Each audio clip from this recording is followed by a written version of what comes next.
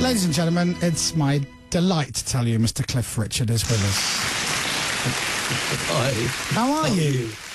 Well, I'm good, actually. I've survived my quarantining here in Britain, and then I've been doing a whole bunch of TVs and radios and things like that. And in actual fact, it's helped my life because I'm not bored at all. Right. But listen, you've got homes everywhere, and you got stuck in lockdown in Britain. Well, I got stuck in lockdown originally in March when I was in Barbados. So I was locked down there for 5 weeks. Then I had to get to New York and found that all the flights were cancelled. I had to wait. Then I came here and was quarantined for a couple of weeks. But what I did, for instance, I made use of the time. I wanted to do an audio version of the book, The Dreamer. Great. So I sat right here where I'm sitting now, actually, and recorded the whole book over a period of 6 days. And so again, it's been okay because I haven't been bored. But I mean, I feel sorry for those who are trapped in a couple of rooms somewhere and don't have what I have to do. And so in a way, people like us are very lucky, aren't we? Absolutely. Have you done any of the normal lockdown stuff that the rest of us have done? Have you find yourself baking banana bread or maybe drinking it that bit earlier in the day than normal? Oh, well, I'll tell you what, when I was in Barbados, we had to obviously not have, usually there's a couple of ladies that come and help at the house, and I got 3 gardeners. They all had to go. I said, look, you can collect your money on Friday, but you can't come in. Mm. Then, of course, the first 2 days went by, and I'm thinking, oh, wait a minute. I learned how to clean toilets. I learned how to vacuum a floor, mop the kitchen floor. I know how to use the washing machine, the dishwasher, and even the stove. So if my career was to end today, tomorrow I could be available as a housekeeper. There you go. You've got it all sorted. I've been thoroughly enjoying your book, Sir Cliff, if I may call you that. And it's a lovely read. It's a fascinating read, and I'm only, I guess, kind of at the beginning of your musical story. Did it bring back emotional memories and of joy and everything? It must have done, right? It did. It's a fantastic journey. I got the help of an author called Ian Gitton, and he was fantastic. He came to Portugal, where I was last summer, and for 5 or 6 days, we did nothing. He pumped me with questions. I could remember quite a lot of stuff. Everything in the book I remembered. What I didn't remember were the statistics. Like there was a period of over 3 weeks when I played to 250,000 people. I would never have remembered that number. I just remember playing 16 dates at the NIA in Birmingham, 18 dates at Wembley Arena, and I believe that's still a record I hold there at Wembley. You have had an absolutely remarkable career, and you talk very... there's a lovely tone to your book where you basically say, I am so ridiculously lucky. And you've worked very, very hard, but I guess you're the kind of person that goes, oh, don't get me wrong, I work hard, but equally that little fickle finger of luck has been good to you. Most people that succeed are because they recognize the luck and grab it by their throat. But I'm very aware that good fortune plays a major part in all of our lives. Well, listen, I've managed to carve a 30-year career in radio with very little talent, so I know all about luck, let me tell you.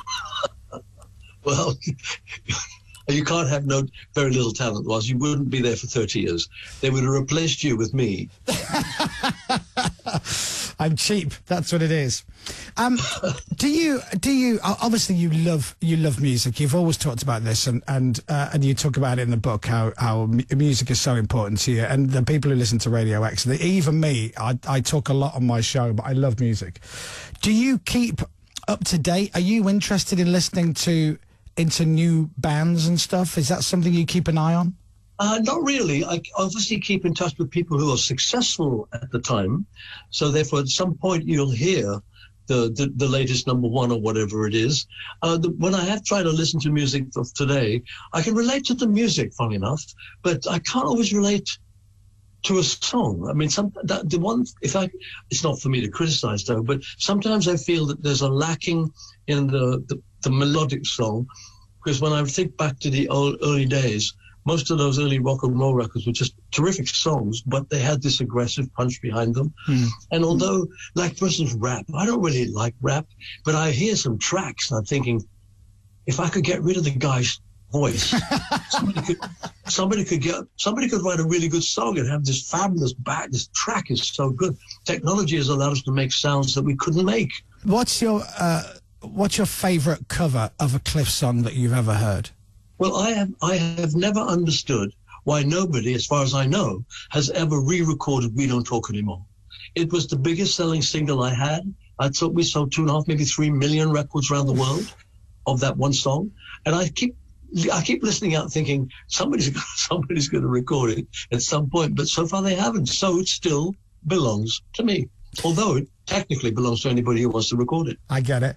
One of my favourite bands is a band from York called Shed 7, who were around in the late 90s, and they're still going today. And they did an awesome version of Wired for Sound. Oh, really? Yes, sir. The second best version, right? Yes. I mean, but it's the best cover version. It's not the best version. Would you like to hear a little bit of it? Yes. Okay. Wow. That's good. I love the clashing guitars in the back. I'm not sure about the tempo, though. Oh, all right. Well, I'll tell them it's rubbish. A little bit slower, but I love all that guitar work in the background. The guy sings good. Yeah, that's Rick. He's very good. Listen, sadly, I have to let you go. But before I do have a request. Since, as long as I can remember, my mother has played your songs in my home. I grew up listening to everything. I have bought your calendar every single year at Christmas for my mother.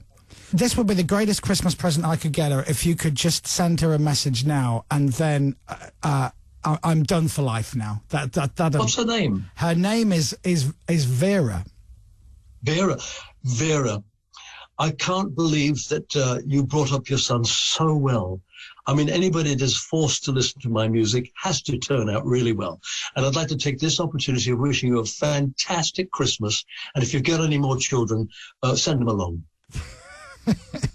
Listen, all the best to you. Good luck with this new lockdown, and the book is a lovely read. The book is out for everybody. It is called The Dreamer. It's a great story.